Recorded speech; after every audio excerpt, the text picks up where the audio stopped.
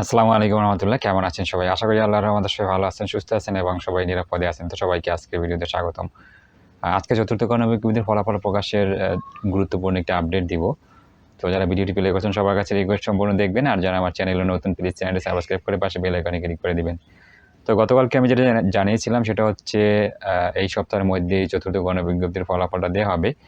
তো আজকে যে আপডেটটা আসছে সেটা হচ্ছে এমনও হতে পারে চতুর্থ গণবিজ্ঞপ্তির ফলাফলটা আগামীকাল রোববার যে কোনো সময় প্রকাশ হতে পারে।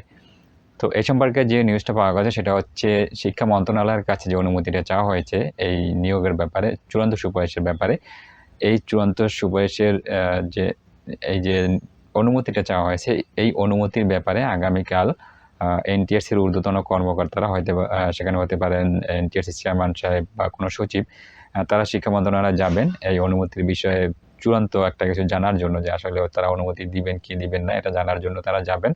এবং আশা করা যায় শিক্ষা এনটিআরসি কর্মকর্তারা শিক্ষা মন্ত্রণালয়ে যাওয়ার পরে শিক্ষা মন্ত্রণালয় তাদেরকে জানিয়ে দিবেন যে হ্যাঁ, তোমরা চতুর্থ গণবিজ্ঞপ্তির চূড়ান্ত সুপারিশ প্রকাশ করতে পারো। আর সেটা যদি কালকে দিয়েই দেয়, এমন কোনো নির্দেশনা বা ঘোষণা যদি শিক্ষা মন্ত্রণালয় থেকে আগামীকালকে দিয়ে দেয়, তাহলে কিন্তু সেখান থেকে এসেই মানে আমরা যদি ধরি যে সেখান থেকে ১২টা ১টা ২টার মধ্যে আসে, তাহলে দেখা যাবে চতুর্থ গণবিজ্ঞপ্তির চূড়ান্ত ফলাফলটা আগামীকাল সন্ধ্যার পরে রাত্র ৮টা ৯টার দিকে কিন্তু প্রকাশ হয়ে যেতে পারে। এটার সম্ভাবনাই বেশি।